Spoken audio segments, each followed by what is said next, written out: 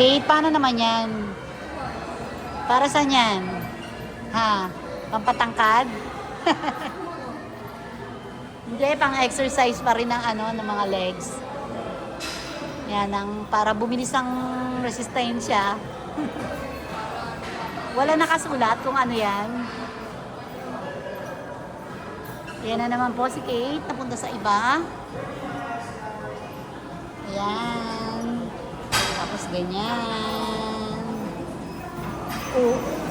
Yung cellphone mo, akin, hawakan ko yung cellphone mo. Huwag mo kakalimutan.